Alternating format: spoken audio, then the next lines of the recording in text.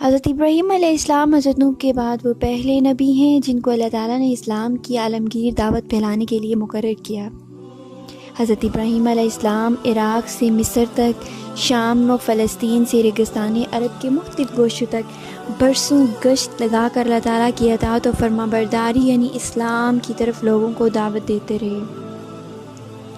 اگر حضرت ابراہیم علیہ السلام کی نسل کی بات کریں تو حضرت ابراہیم علیہ السلام کی نسل کو دو بڑی شاخوں میں تقسیم کیا گیا ہے۔ ایک حضرت اسماعیل علیہ السلام اور ان کی اولاد جو عرب میں رہی، قریش اور عرب کے بعض دوسرے قبائل کا تعلق اسی شاخ سے تھا،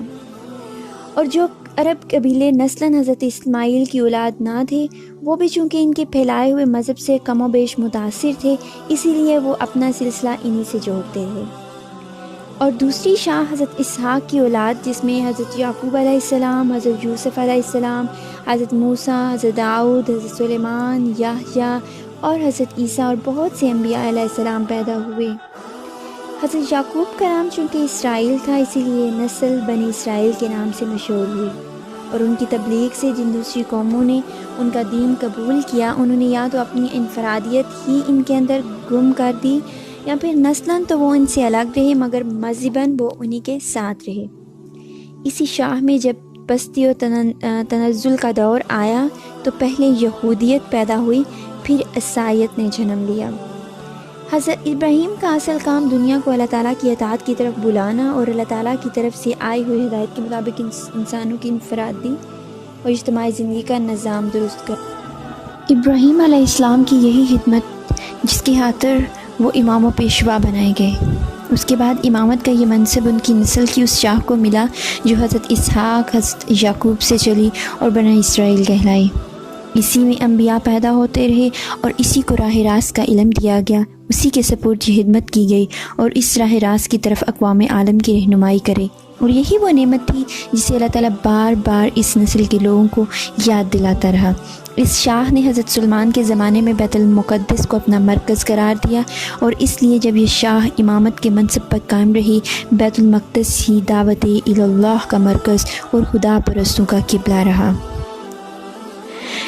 ابراہیم علیہ السلام کی دوسری شاخ بنی اسماعیل ہے،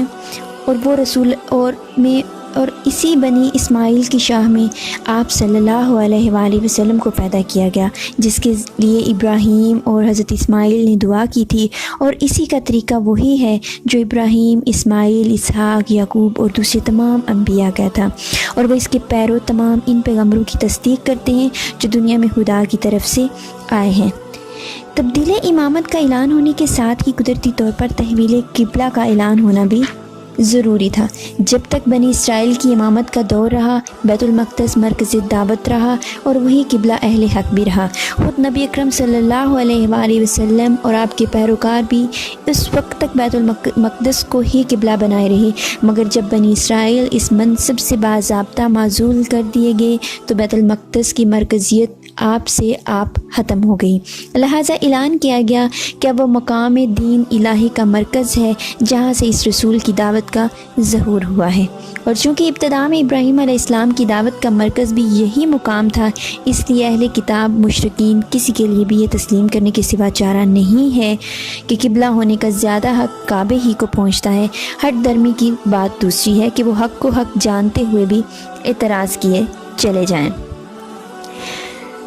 قرآن مجید میں مختلف مقامات پر بنی اسرائیل اور ان تمام سخت آزمائشوں کی تفصیل بیان ہوئی جن سے گزر کر حضرت ابراہیم نے اپنے آپ کو اس بات کا اہل ثابت کیا تھا کہ انہیں بنی نوع انسان کا امام و رہنما بنایا جائے۔ اس وقت سے حق ان پر منکشف ہوا، اس وقت سے لے کر مرتے دم تک ان کی پوری زندگی سراسر قربانی ہی قربانی تھی۔ دنیا میں جتنی چیزیں ایسی ہیں جن سے انسان محبت کرتا ہے، ان میں سے کوئی چیز ایسی نہ تھی جس کو حضرت ابراہیم نے حق کی خاطر قربان نہ کیا ہو، اور دنیا میں جتنے خطرات ایسے ہیں جن سے آدمی ڈرتا ہے، ان میں سے کوئی خطرہ ایسا نہ تھا